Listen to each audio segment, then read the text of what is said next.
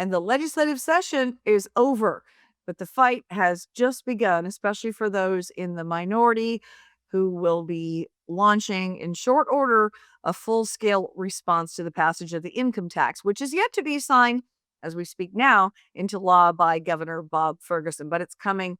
This is Senate Bill 6346, the tax for now on millionaires.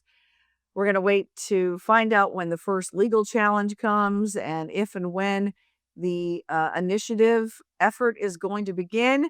I am told by folks in the know that it is coming in short order, but they can't say anything at this point. So that's interesting.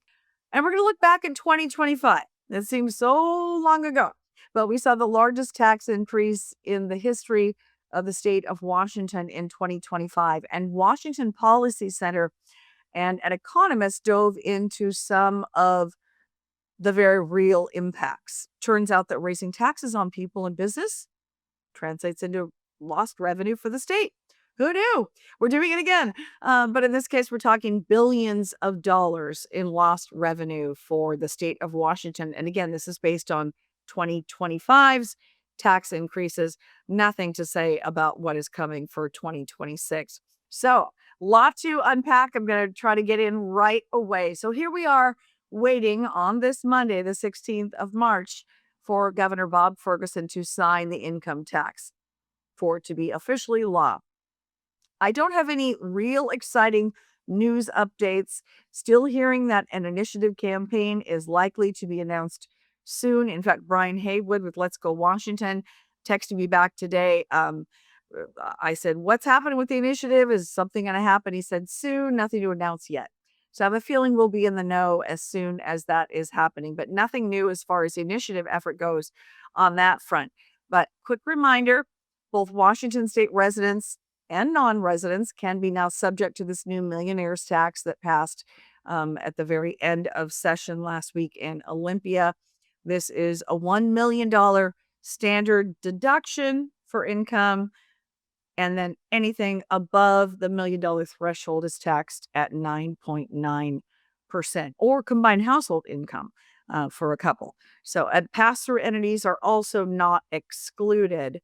So if you've got a business that has a really good year and you've got these gross receipts, not net receipts, but gross receipts in excess of $1 million, you're going to pay anything above that $1 million threshold at a 9.9% rate. And that's why so many folks that are opposed to this are very, very concerned.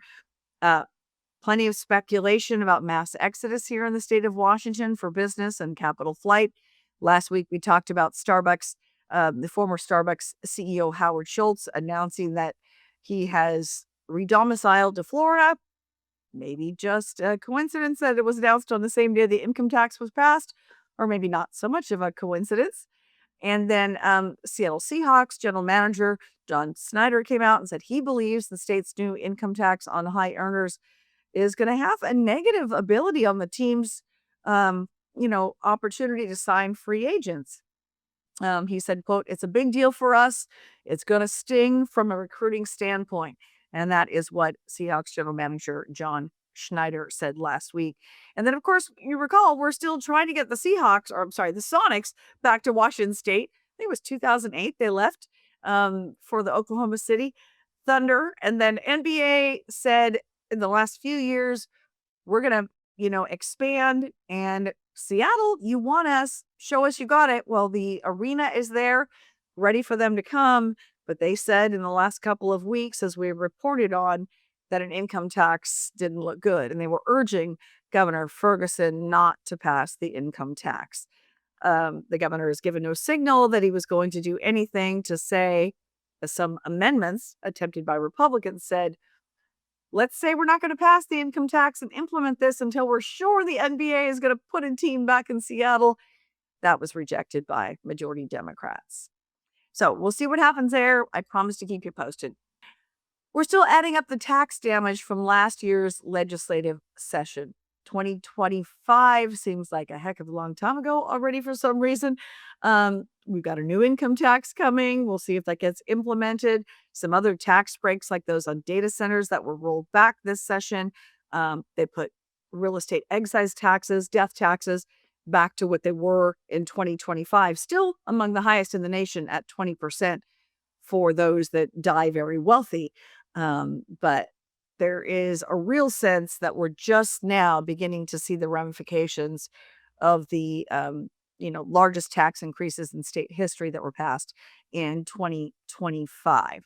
So, Washington Policy Center partnered with an economist recently to run the real impact numbers and to say not just what the impacts are for you and me or for our businesses, which can be devastating enough, but what this is doing to the state coffers. Because every time these bills are passed in the name of raising taxes, it's going to make things better somehow for business, make things better somehow for the economy, and translate potentially into more money coming into the state coffers. That is apparently not going to be what's happening as a result of 2025's tax increases. And as I mentioned, Todd Myers and Washington Policy Center partnered with a reputable economist who the lawmakers have even partnered with many times and ran the numbers. Here's what he said. No, I don't think anybody had really done a good estimate of the impact of the tax increases. Again, they were the largest tax increases in state history, and nobody had done an impact. An economist reached out to me who had incredible credentials, has done work for the State Department of Natural Resources, a variety of other folks. So that even the state of Washington has used him to do this kind of analysis. And so I said, it'd be really interesting is if we did an analysis of last year's tax increases. And he said, yeah, we can do that. So he ran his model, which is a standard model. And these are the results, which is that in 2026, it reduced, the projection is based on the model, that it would reduce Washington state GDP by more than $4 billion, $4.4 billion. And in 2029 by $11.3 billion. So really a huge impact on what the GDP growth could have been. So Washington Policy Center and Todd Myers assert the legislature has kind of painted itself into a corner here with consistently large increases in spending that then require large tax increases to keep the budget in balance. And those tax increases make the state more expensive and depress economic growth to create jobs. And it's just this vicious cycle that we seem to be in here in the state of Washington. So again, this is all just from last year. And some of that stuff is just now, coming into fruition as far as effects go.